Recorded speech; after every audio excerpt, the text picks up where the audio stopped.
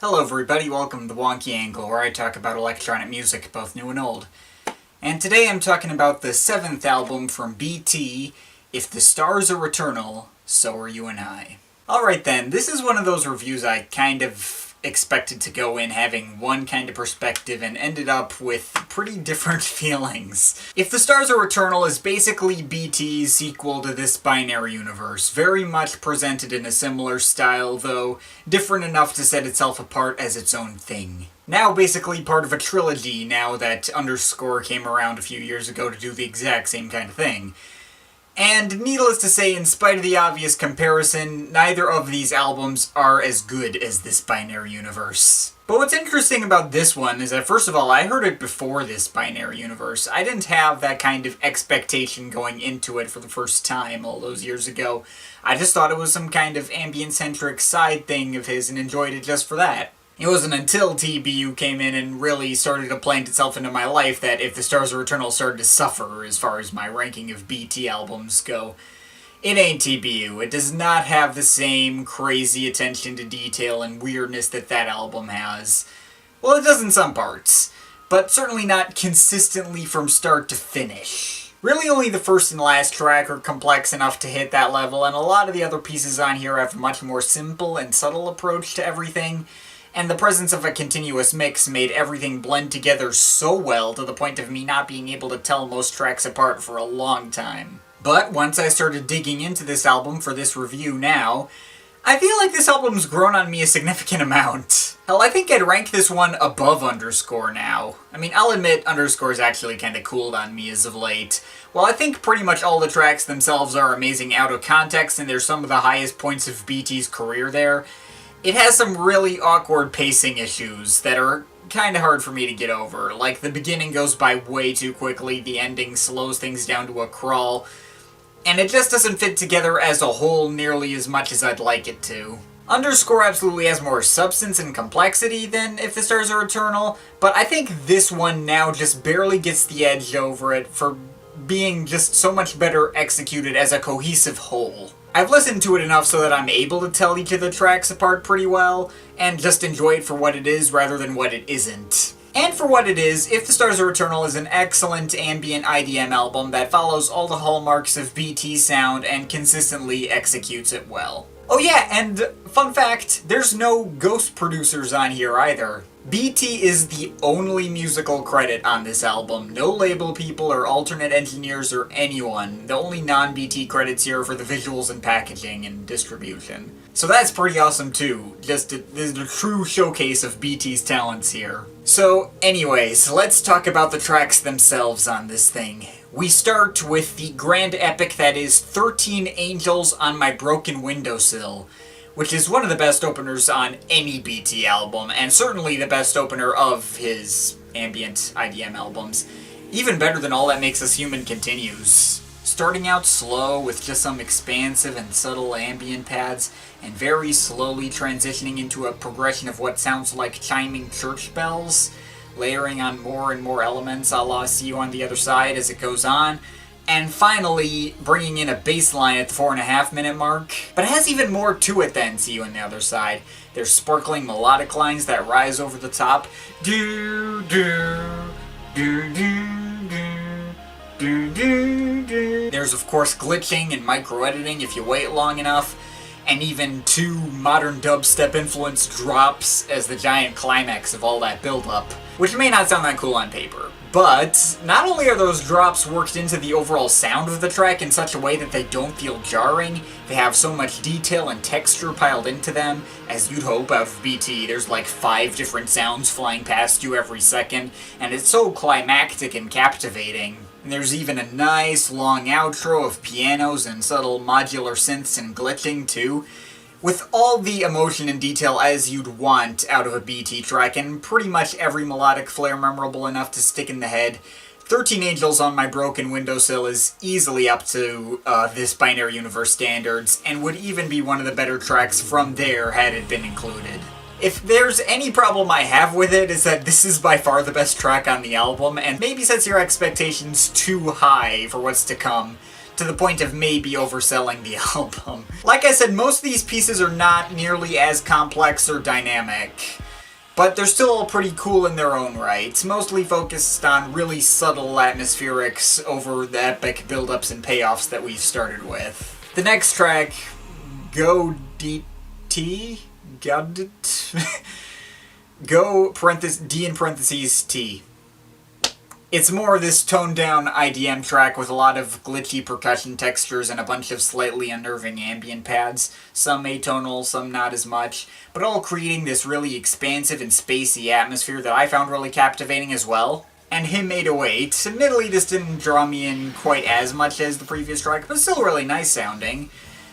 Starting out with a bunch of clock sounds, BT whispering, "Wake up, just wake up." I think there's an alarm clock ringing sound that sounded like the stock GarageBand kind, but it was just that one sound effect, you know. Most of this track is just layers upon layers of electric piano progressions, kind of like the ones at the first couple of seconds of the emergency. They just meander around a lot with the occasional glitchy texture here and there. Doesn't have a lot to it, but fits well into the atmosphere of the album. The next two tracks, admittedly this is where things kind of get confusing, because most releases, including the version on Spotify and the one I'm used to on my iPod, have the titles of tracks 4 and 5 reversed. The way it's supposed to be is there's an 11-minute track called 739, followed by a short, less than 5-minute track called Hikari. According to BT, that's the way it's supposed to be labeled, and that's how I'm going to refer to them. I realize that's confusing, even for me who's also used to it being the other way around. But never mind, that is what it is. So, 739, that's actually one of my biggest favorites from this thing. An 11-minute, mostly straightforward ambient techno track. Has much more of a pulse than most tracks on here, with a steady techno beat underneath it all, and repetitive melodic fragments that stick in the head. The melodies and bass line seem almost disconnected from each other. The melody sparkling really high up, and the bass line made up of this kind of 90s deep house-ish tone, and there's a lot of space in between them. So it's not as emotionally climactic as something like Rosa Jericho or Les Nocturnes de Lumière, but it's not that far removed, and once again it provides this really spacey vibe that really drags me in. And Hikari is a short 5-minute piece that sounds like it borrows major elements from BT soundtracks to the movie Monster, with pieces like Ferris Wheel and all those. It's got really similar acoustic guitar and piano progressions, and even has this exact same drum patterns as the track Ferris Wheel, but there's also some synth progressions on top as well that give it a bit more of a spacey feel to fit with everything else. Not one of my huge favorites thanks to its shortness and major resemblance to Ferris Wheel, but still pretty cool. And in retrospect it does make more sense to me to have the distant-sounding ambient techno track named after a number and this warmer, more acoustic-heavy soundtrack piece titled after a woman's first name. But, you know.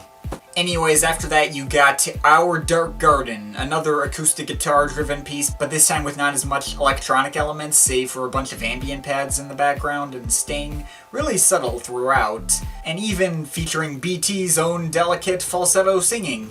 Now the track is admittedly really repetitive. Barely anything about the track changes musically throughout its 13 minutes, besides some elements like bass lines and vocals being brought in and out really slowly, and the ambient pads on top shifting around in various ways. But the musical phrase that repeats over and over never actually gets stale. It's pretty catchy on top of that, and one of the most emotionally resonant and memorable moments on this album. Even on the earliest listens of this thing, this was a really distinctive sounding track and one of the most impactful ones too. Finally, we close with The Gathering Darkness, bookending the album with another more complex and dynamic piece that changes around a lot more often. I'd be lying if I said I liked this as much as I did the opener, since the melodies aren't nearly as memorable.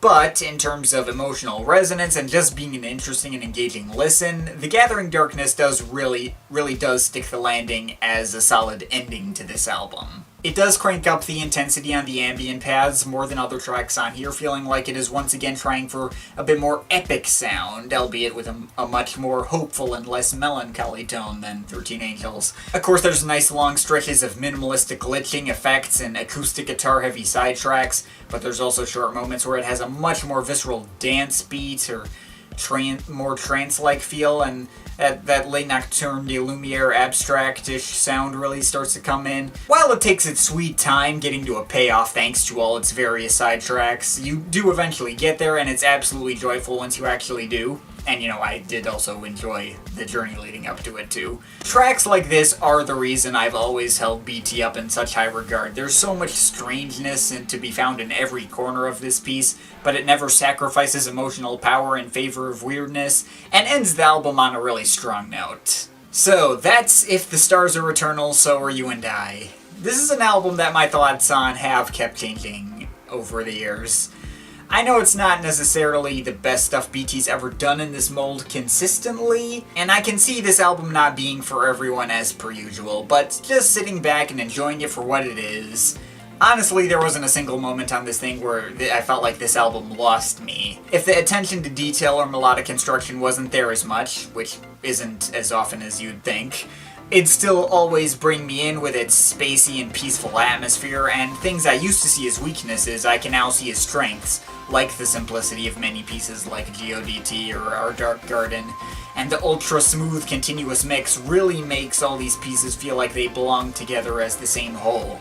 I mean, I was expecting to talk about how this album has long felt like a disappointment in his catalog that doesn't measure up as well to similar releases of his in the same vein, but as it turns out, I got into it a lot more easily when re-examining it for this video. It may not be this binary universe, but it's a damn great album all the same, and I would definitely recommend giving this one a shot at some point. I think I'm overall feeling an 8.5 out of 10.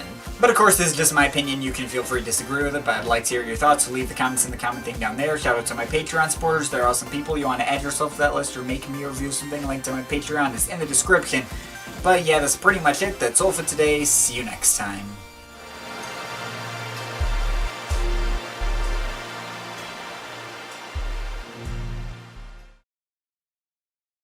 Admittedly, didn't draw me in quite as much as the previous track.